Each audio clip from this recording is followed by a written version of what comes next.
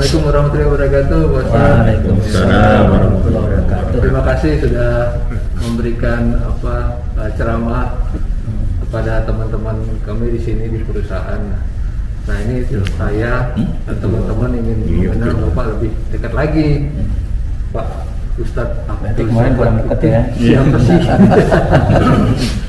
Ya Bapak Ustadz Abdul Somad kan namanya sama nih dengan Ustadz Abdul Somad yang beken itu yang dari mana? Pekanbaru. Gitu, biar orang nggak salah gitu. Oh, kok lain ya? Nah kita mau tahu dulu nih, Pak Ustadz Abdul Somad kan tinggal di Jakarta ya Pak? Iya. Pak Ustadz, iya. Di mana? Setiabudi. Dekat dong masih. Dekat dari sini. Ya kalau dengan UAS Ustadz Abdul Somad LCMA beda. Beliau lebih alim dari saya, lebih segala-galanya lah gitu ya. Kalau saya kan ya cuman main di kampung aja gitu. Sama-sama LC. Sama-sama LC, kalau dia lulusannya lulusan Mesir LC, kalau saya lulusan Ciputat. LC-nya. Ada lagi LC ini lulusan Covid. Lulusan Covid ada lagi dia tuh. Oh iya beda, kalau saya memang mainnya di kampung aja ya, nggak keluar jauh gitu ya. Gitu. Jadi kan saya juga banyak ambil ilmu dari beliau, dari UAS yang aslinya gitu. Walaupun saya juga asli juga UAS. Kalau umur tuan saya, tapi ilmu banyakkan dia gitu. Kalau sering kita dengar Ustadz ikut organisasi keagamaan yang ada di Jakarta atau di Indonesia, kira-kira informasi apa aja sih Ustadz yang Ustadz ikuti organisasinya yang ada di Indonesia, khususnya di Jakarta? Hampir semua organisasi saya ikutin sih ya, dari organisasi MUI yang berkaitan dengan pemerintah, NDMI juga saya ikutin juga, termasuk LPTQ, Lembaga Pengembangan Tilawatil Quran gitu ya. Banyak sih sebenarnya. Juga dulu ya yang memang itu untuk kegiatan-kegiatan agama ya itu harus ikut, karena di situ kita banyak belajar dari organisasi-organisasi tersebut, termasuk ya Risma, Remaja Islam, Masjid Al-Ikhlas, ya Remaja Islam, Haris ini dan sebagainya saya ikutin. Kenapa? Karena itu sangat bermanfaat buat kita, ya pembekalan buat kita. Ya. Kalau sekarang saya hanya aktif di MUI Setiabudi, kemudian di DMI Dewan Masjid Setiabudi, LPTQ juga, bahkan di NU juga saya aktif. Di NU juga. Oh tadi kan udah lama ceramah di kantor kita kan ya? Betul. Udah berapa tahun ya? Kalau boleh kita bilang nih, Ustadz Somad ini adalah guru tetap di BRI Live. Kenapa? Karena dari tahun 2012 atau 2013 beliau sudah aktif mengisi kajian-kajian yang ada di BRI Live.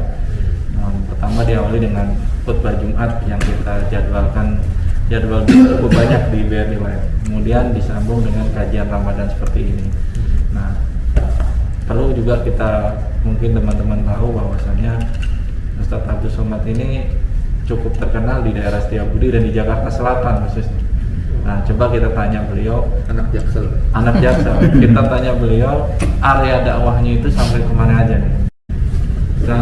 Area dakwah saya ya lebih banyak di wilayah Setiabudi, ya lebih banyak di wilayah Setiabudi, walaupun ada juga di wilayah-wilayah lain ya selain di Jakarta Selatan, banyak juga gitu. Tapi emang karena dulu orang tua saya juga menekankan saya jangan tinggalin majelis taklim, pengajian ya, mau lu belajar atau lu belajar ngajar tetap, pokoknya orang tua saya fokuskan seperti itu. Makanya ya selama ada orang yang masih mau ngaji ya saya bismillah ya saya ikut ya. Di Setiabudi ini ya alhamdulillah hampir tiap malam full. Tiap malam pun ada yang semalam satu tempat, ada yang 2 tempat gitu ya, ya kita ikutin aja gitu. Karena memang itu kan kemauan masyarakat masih mau belajar ya saya bersyukur, walaupun sedikit yang saya punya ya saya bisa berbagi kepada mereka. Ya tentunya saya juga belajar lagi, ngaji lagi sama guru-guru saya di sini. Ada Habib Ali bin Abdurrahman As-Saggaf almarhum ya, kemudian Kiai Mahfud Asyirun, Kiai Abah Kamal ya. Nah itu di Masjid Tangkupan Perahu. Di tempat-tempat yang lain saya tetap ngaji. Kenapa jangan berbagi aja kita tanpa kita mencari ya kan. Ntar kalau kita punya masalah kita bingung juga gitu. Tapi kalau kita masih punya guru kan enak ya. Kita punya guru, ada kesalahan, ada sesuatu yang kita nggak bisa jawab ya kita tanya sama guru kita ya. Paling nggak kita buka kitab lah di rumah kita. Mencari ilmu nggak boleh putus ya. Iya jangan. Minal mahdi ilal lahdi ya, dari buayan sampai liang lahat. Kalau bahasa orang Betawi dari mulai di bedong sampai di bedong lagi. Memang ilmu Allah ini nggak terbatas, jadi sampai kapanpun harus tetap kita gali gitu kan. Nah, beliau juga punya atau memimpin satu yayasan ya kalau nggak salah ya, yayasan namanya Al-Madaniyah. Itu juga sering kita libatkan untuk hal-hal yang Ramadan seperti ini, contohnya santunan yatim dan duafa. Nah, kalau boleh tahu mungkin kegiatan-kegiatan yang ada di Yayasan Al-Madaniyah apa aja, Ustaz? Iya. Yayasan Nur Al-Madaniyah sudah cukup lama berdiri, cuman kita belum bisa menampung anak-anak yatim untuk tinggal di yayasan ya, asrama gitu ya. Jadi mereka masing-masing tinggal di rumah mereka masing-masing. Itu ketika ada santunan di BRI Live atau di tempat-tempat lain ya kita ikut sertakan. Kita ajak mereka karena itu kan berbagi ya, berbagi menyenangkan hati mereka yang insya Allah nanti Allah juga senang dengan orang yang berbagi gitu. Jadi ya alhamdulillah banyak, apalagi di bulan Ramadan ini ya. Dulu sih sebelum COVID-19 ini ya hampir seminggu 3 kali ya saya ajak anak-anak yatim ke tempat-tempat mereka mau disantuni, yayasan ini, masjid ini masih saya ajak tuh. Cuman karena kondisi COVID ini ya nggak gitu lagi, nggak kayak dulu lagi. Tapi alhamdulillah ya di Beringin Live kan punya rencana juga mau nyantunin gitu. Cuma nanti saya panggil lah beberapa orang di rumah sebagai simbolisnya aja. Ya selain itu ya saya anterin ke mereka masing-masing.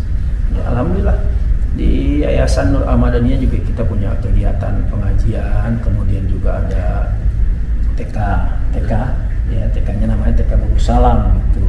Walaupun ada masjidnya Bagus Salam tapi nggak pakai yayasan di situ karena kita punya yayasan tersendiri gitu. Karena Bagus Salam sendiri masjidnya nggak punya yayasan sertifikat juga nggak ada sebenarnya nggak ada.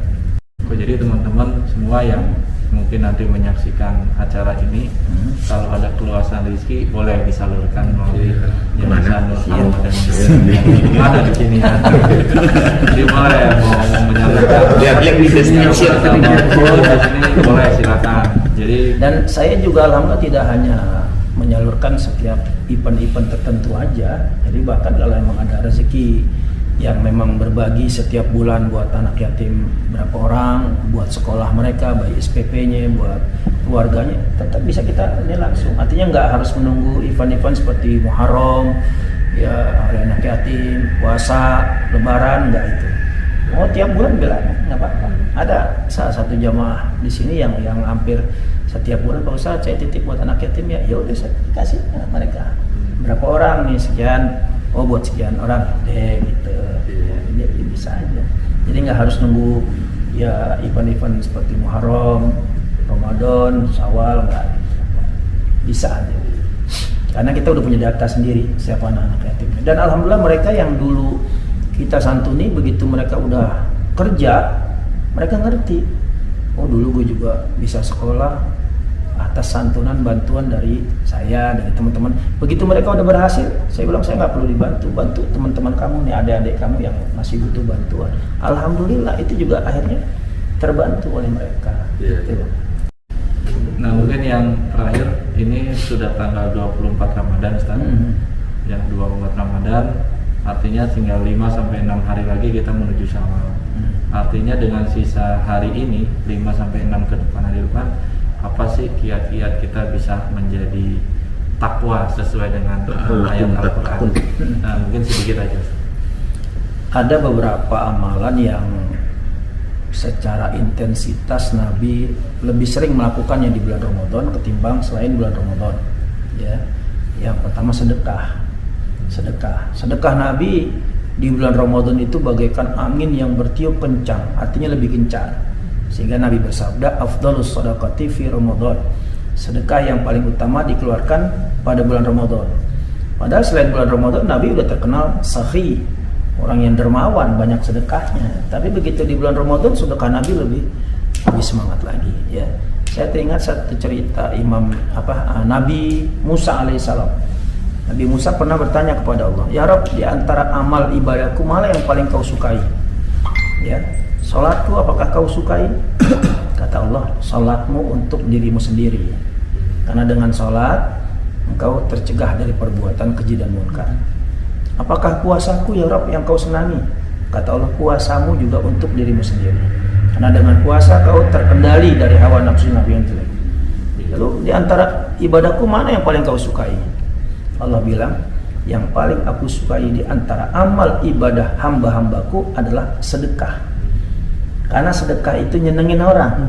Ketika kita nyenangkan orang, aku senang dengan dia. Gitu.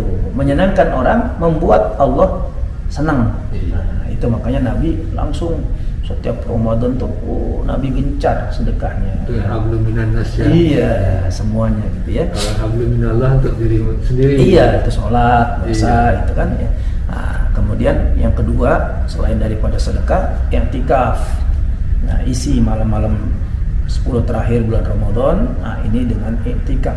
Ya, ibadah kita di masjid lah ya, untuk ibadah. Kemudian ya apa sih ketika kita i'tikaf ya kita sholat tahajud, sholat tasbih, kan banyak sholat hajat, kita baca Quran ya, apa yang kita bisa baca sholawat, masya Allah ya. Nah, kemudian yang ketiga yang banyak Nabi lakukan di bulan Ramadan, memberi makan orang untuk berbuka puasa ya, untuk berbuka puasa. Jadi kemana yang bisa kita salurkan buat fakir miskin, anak yatim, atau ke masjid ya, kita berbagi ya, tanpa kita harus sebut nih dari saya nih sekian nasi bob, enggak ya, udah bagiin aja tinggal. Nah, Allah Maha tahu semuanya ya. Nah, cuman kalau kita kan kebiasaan kita di kampung, di masjid itu kan kalau buka puasa tonghu tongpe, lontong tahu, lontong tempe, dan itu aja kan, kasihan orang dari pagi kagak makan, begitu buka lontong tahu sama tempe, itu doang kan. Nah, bisa ganti nasi padang, itu kan ayam, wah jadi dendang kan, oh iya pahalanya lebih gede lagi gitu. Jadi ya emang kadang-kadang ada juga emang udah kebiasaan makan buka puasa lontong sama tahu udah kenyang aja kan gitu. Tapi sebenarnya kalau disediain nasi padang dia makan sama dia lebih ajib lagi gitu. Iya ya. Gitu. Jadi ya itulah ya, mengisi 10 hari terakhir, tinggal beberapa hari lagi, ya itu yang bisa kita lakukan. Banyakin Quran ya, baca Quran, sholawat itu aja kok. Amalan dari guru-guru saya begitu. Ramadan terakhir isi masjid, i'tikaf ya, baca Quran, sholawat, udah diperbanyak itu aja udah. Quran ke Allah, sholawat ke Nabi Muhammad, udah cukup dua-duanya semua. Kalau tadi amalan paling bagus salah satunya adalah sedekah. Jadi silakan Jagi, kembali lagi. Kalau teman-teman masih bingung untuk menyedekahkan sebagian rezekinya, kebetulan tanggal 8 yayasan Ustadz mau ngadain santunan di masjid. Nah, bagi pemirsa nih yang melihat nanti, kalau masih ada keluasan rezeki boleh nanti hubungi aja Pak Isman. Hari Sabtu ya? Hari Sabtu malam minggu. Jadi habis tarawih pelaksananya. Jadi mau ngasih sebelum tarawih juga boleh, Ustaz. Mau ngasih sebelum tarawih. Iya, mau sebelum tarawih kalau bisa ngasihnya. Kalau saya ngasih habis tarawih. Kalau habis tarawih udah ngasih gimana caranya? Saya bagiannya bingung. Tidak panggil lagi.